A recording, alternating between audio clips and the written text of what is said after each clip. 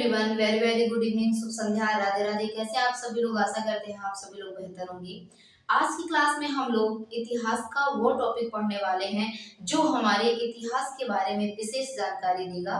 इस टॉपिक का नाम है 1857 की क्रांति या फिर 1857 का संग्राम। चलिए हम लोग जान लेते हैं कि 1857 में जब भारत में क्रांति प्रारंभ हो गई थी तो ऐसा क्या रीजन रहा कि हमारा देश 1857 में आजाद नहीं हो पाया। ऐसे क्या कारण रहे कि हमारा ये संग्राम जो अंग्रेजों के खिलाफ था ये सफल नहीं हो पाया। तो वो कारण आज हम लोग इस क्लास में पढ़ेंगे। और आज की क्लास जितने भी साथी हमारे कंपटीशन लेवल या किसी भी एग्जाम की तैयारी कर रहे हैं, आज की क्लास आप सभी लोगों के लिए बहुत ही ज्यादा इम्पोर्टेंट है। और अगर तैयारी नहीं भी कर रहे हैं तो ये क्लास आपको आपके इतिहास के बारे में जानकारी देगी। तो चलिए विशेष जानकारी को हम लोग पॉइंट वाइज पॉइंट समझते हैं, जो भी एग्जाम में हमारे क्वेश्चन आते हैं, और थ्योरी वाइज भी इसको समझते हुए चलेंगे। चलिए सबसे पहला विशेष पॉइंट हमारा है कि जो ये महासंग्राम हुआ था इसका नाम 1857 की क्रांति क्यों रखा।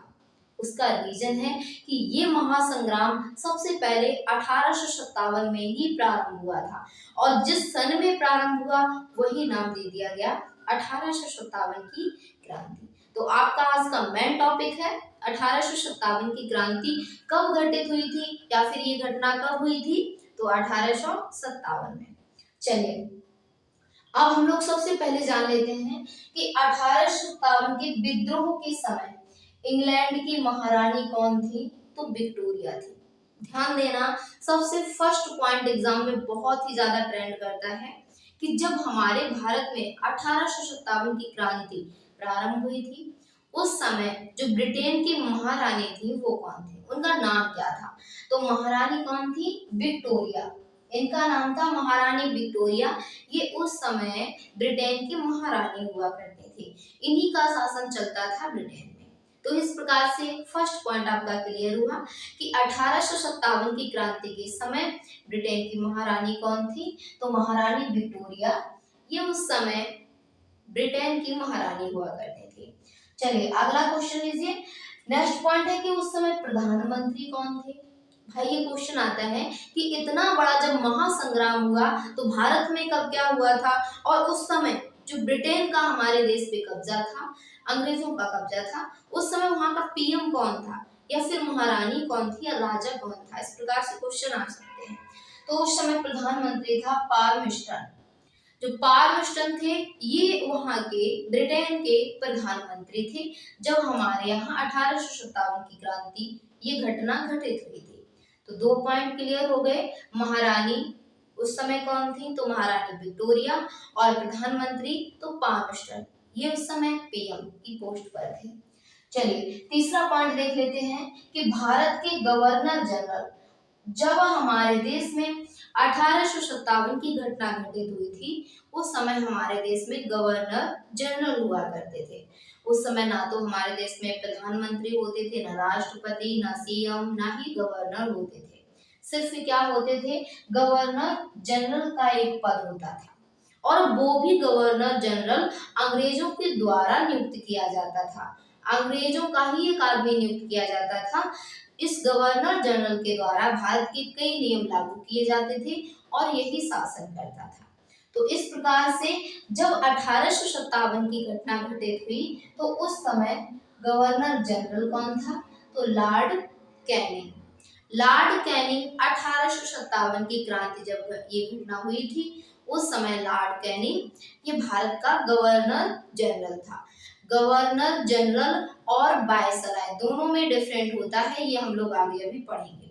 तो हमारा ये पॉइंट क्लियर हुआ कि 1857 की क्रांति के समय भारत का गवर्नर जनरल कौन था, तो लॉर्ड कैनिंग था। आ जाइए अगला क्वेश्चन देखिए कि विद्रोह की योजना कहाँ से बनी थी। भाई मान लो कुछ भी काम हम लोग करते हैं तो सबसे पहले हम लोग उस कार्य की योजना बनाते हैं।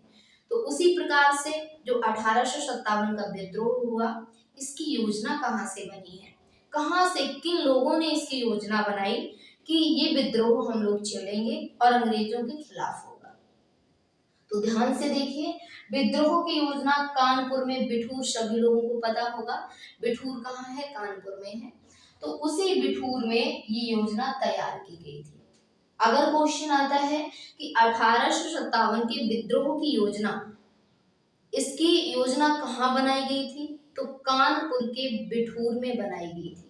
और किन व्यक्तियों के द्वारा बनाई गई, तो ध्यान दो, दो व्यक्ति थे, नाना साहब और अजीमुल्ला खां। इन दो व्यक्तियों की महत्वपूर्ण भूमिका से आपकी 1857 की जो क्रांति थी, इसकी योजना बनाई गई। हम जब किसी कार्य को करते हैं तो पहले योजना बनाते हैं, फिर कार्य को प्रारंभ करते हैं। उसी प्रकार से जब ये हमारी क्रांति प्रारंभ हुई थी, उससे पहले दो व्यक्तियों ने योजना बनाई थी, नाना साहब और अजीमुल्ला ने। तो आपका ये भी पॉइंट क्लियर हुआ कि 1857 की जो क्रांति हुई, इसकी योजना किसके द्वारा बनाई गई, तो दो व्यक्ति हैं आपके, पहले नाना ठाकुर, दूसरे अजीमुल्ला खां। अगला पॉइंट देखेंगे कि 1857 के विद्रोह का प्रतीक क्या था।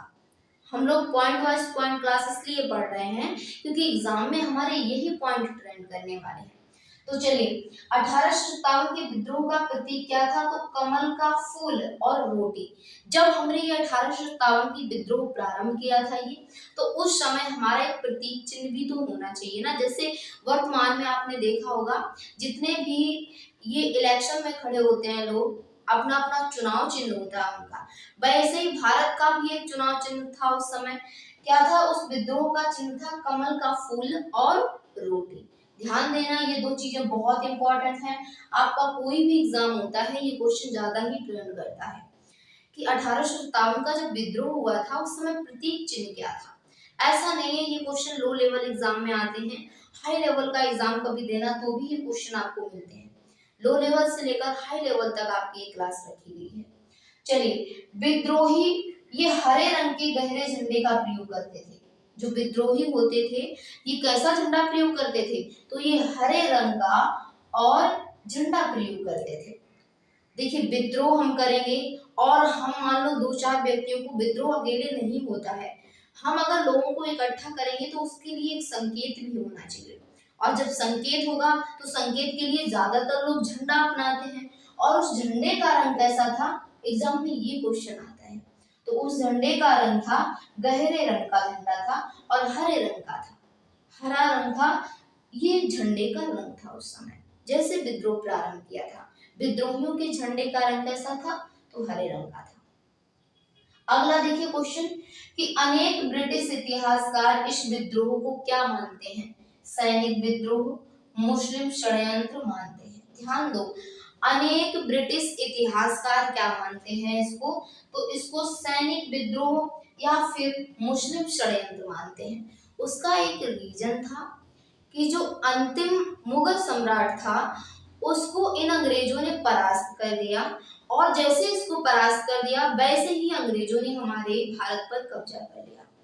तो जो विद्रोह हुआ था, अंग्रेज ये मानते थे कि ये मुस्लिम का षड्यंत्र है, क्योंकि हमने मुस्लिम को हरा दिया और भारत पर कब्जा कर लिया। तो इस प्रकार से कुछ जो ब्रिटिश इतिहासकार थे, इसको सैनिक विद्रोह कहते थे, और कुछ लोगों ने क्या कहा कि ये मुस्लिम षड्यंत्र है। ध्यान देना। चलिए, अगला रीजन देख लीजिए।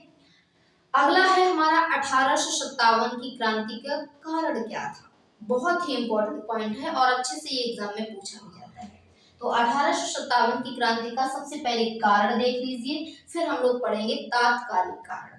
तात्कालिक का मतलब होता है तुरंत का कार्य क्या था, और कार्य का मतलब होता है जो कार्य कई दिनों से बनता है, जो रीजन कई दिनों से होता है। चलिए,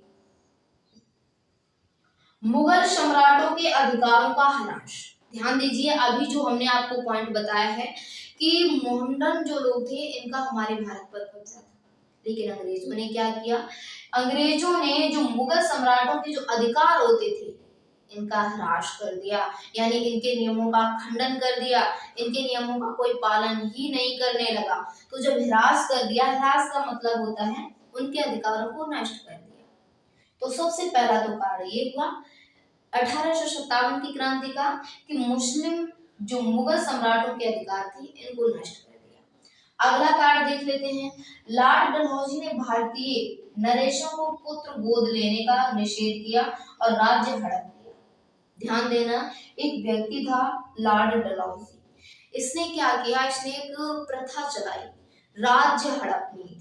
राज्य हड़प नीति उस समय आपको पता होगा कि रानी लक्ष्मीबाई जो थी, इनके कोई भी संतान नहीं थी, और जो संतान नहीं थी तो इन्होंने एक दत्तक पुत्र को गोद लिया। और जैसे ही ये सूचना अंग्रेजों को पता चली तो अंग्रेजों ने वैसे ही इनके राज्य पर आक्रमण कर दिया। रीजन क्या था कि अंग्रेजों ने राज्य हड़प नीति लागू की थी। राज्य हड़प नीति लागू का मतलब होता है कि अगर किसी भी राजा के कोई संतान नहीं है तो वो किसी भी पुत्र को गोद नहीं ले सकता है, और उसका राज्य है उसके मरने के बाद अंग्रेजों का हो जाएगा, यानी अंग्रेजों का शासन हो जाएगा वहां पर। तो रानी लक्ष्मीबाई ये नहीं चाहती थी, उन्होंने दत्तक पुत्र को गोद लिया, जिससे अंग्रेजों का सामना करना पड़ा था रानी लक्ष्मीबाई को अपने राज्य के लिए। अंग्रेज राज्य हड़पना चाहते थे और रानी लक्ष्मीबाई राज्य नहीं देना चाहती थी। तो मेन रीजन ये था। चलिए, तो क्या हुआ, राज्य हड़प लिया।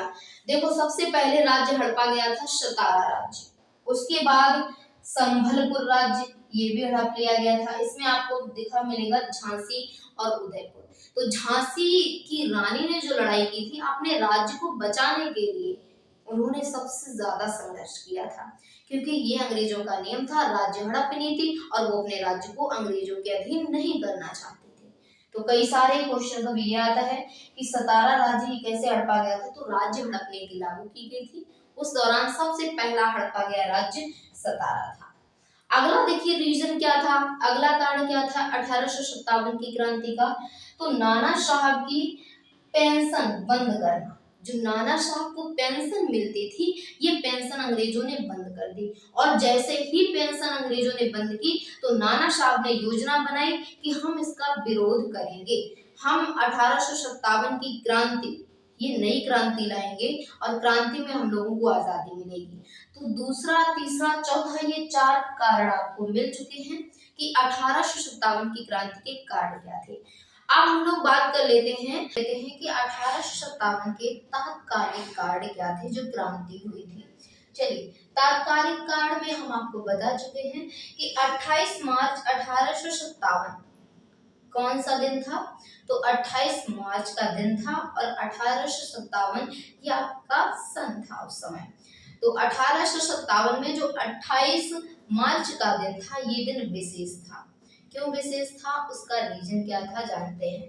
देखिए, बैरकपुर छावनी के 34वें रेजिमेंट के सिपाही मंगल पांडे, इनका नाम बहुत ही सुनहरे अक्षरों में इतिहास में दर्ज किया गया है, क्योंकि ये सबसे पहला वीर सपूत था जिसने 1857 की क्रांति में बढ़ चढ़कर भाग लिया, और सबसे पहले फांसी दी गई थी मंगल पांडे को।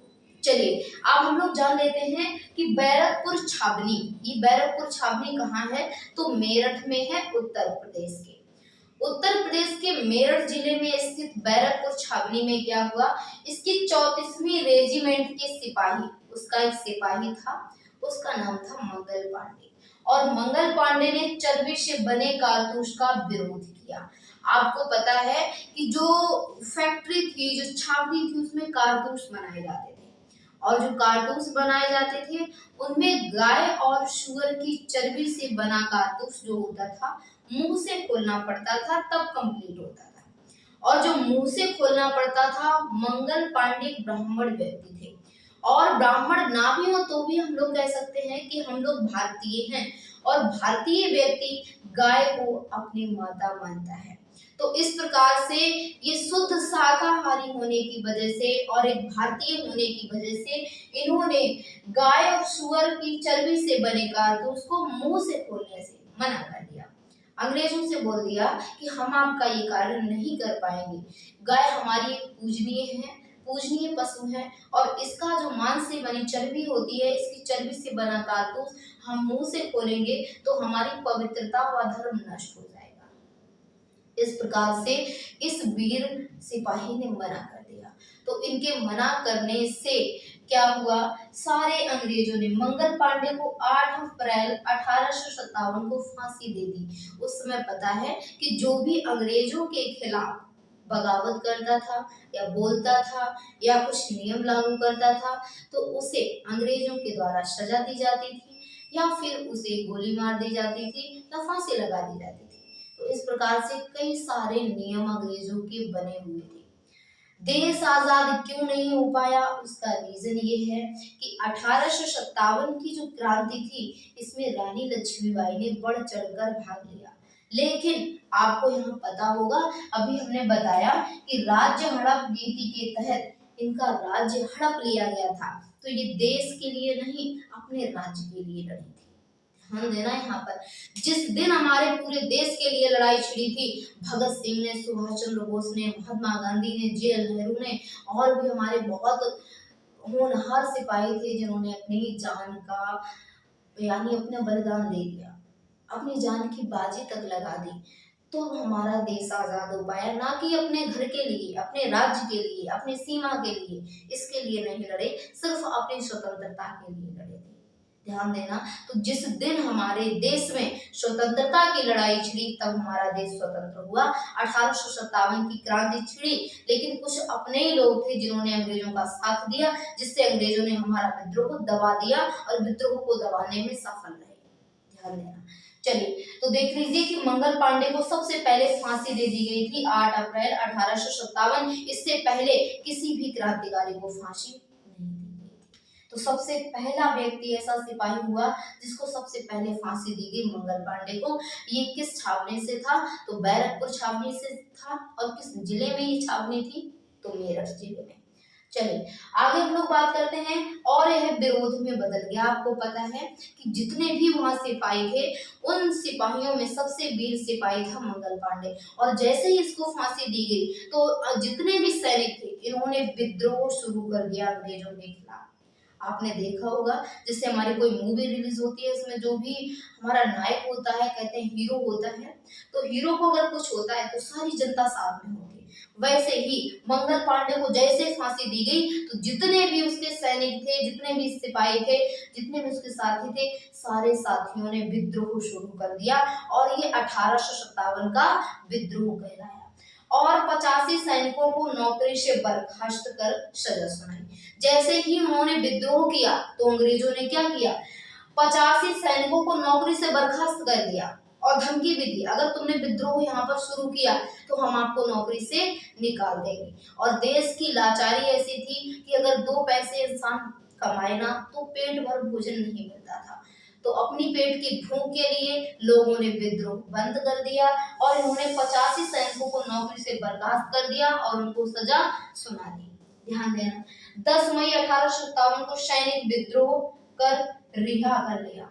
क्या हुआ, जो भी ये सजा सुनाएगी इनको, तो क्या हुआ सॉरी, जितने भी बचे हुए सैनिक थे उन्होंने क्या किया, इनको जैसे सजा सुना दी, जेल में डाल दिया। बचे हुए सैनिकों ने क्या कर दिया, 10 मई 1857 को दोबारा से विद्रोह कर दिया। ध्यान देना, विद्रोह कर रिहा करा लिया उनको, जितने भी जेल में गए थे अदर सैनिकों ने वो वैसे ही विद्रोह शुरू कर दिया और विद्रोह करके जितने भी 85 सैनिकों को सजा सुनाई गई थी इनको दोबारा से रिहा करवा लिया। अब अगला पॉइंट देख लेते हैं कि दिल्ली पहुंचकर सैनिकों ने अंग्रेजों को पराजित कर दिया। जितने भी सैनिक थे इन्होंने इनको रिहा करवा लिया। रिहा करवाकर ये पूरी टुकड़ी दिल्ली पहुंची और दिल्ली में जितने भी अंग्रेज थे इन्होंने दिल्ली पहुंचकर अंग्रेजों को परास्त कर दिया वहां जाके, और बहादुर शाह जफर को सम्राट बनाया। ये अंतिम मुगल सम्राट था। ध्यान देना, अंतिम मुगल सम्राट बहादुर शाह जफर था। और जैसे ही हमारे सिपाही दिल्ली पहुंचे तो दिल्ली में पहुंचकर इन्होंने अपना सम्राट किसको बनाया, बहादुर शाह जफर को। इसने राजा घोषित कर दिया, जितने भी सिपाही थे इन्होंने राजा घोषित कर दिया उसको।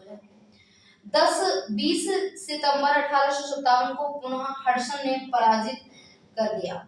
जो हमारे सैनिक थे और जो बहादुर शाह जफर को राजा बना दिया था, क्या हुआ, 20 सितंबर 1857 को पुनः हडसन ने पराजित कर दिया। एक सिपाही था, अंग्रेज था, जिसका नाम था हडसन।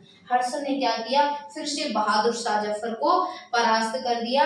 अंत में बहादुर शाह जफर रंगून भेज दिया गया और 1862 में मृत्यु हो गई। अब हमारे क्वेश्चन यहाँ से बहुत ही ज्यादा बनते हैं, इंपॉर्टेंट बनते हैं कि 20 सितंबर 1857 को पुनः हडसन ने किसको पराजित किया, तो बहादुर शाह जफर को पराजित किया। अंतिम मुगल सम्राट कौन था, बहादुर शाह जफर था। और इसको कहाँ भेज दिया गया था? पराजित होने के बाद इसे रंगून भेज दिया गया और वहीं पर 1862 में इसकी मृत्यु हो गई थी। तो ये कुछ कारण थे और इसके रीजन थे कि किस लिए 1857 की क्रांति छिड़ी थी। नेक्स्ट क्लास में हम लोग पढ़ेंगे कि 1857 की क्रांति जो छिड़ी थी, कहाँ से किसने इस क्रांति में भाग लिया और इसका परिणाम क्या निकला। ये क्लास का हमारा विशेष पॉइंट बचा हुआ है, वो हम लोग नेक्स्ट क्लास में कंप्लीट करेंगे।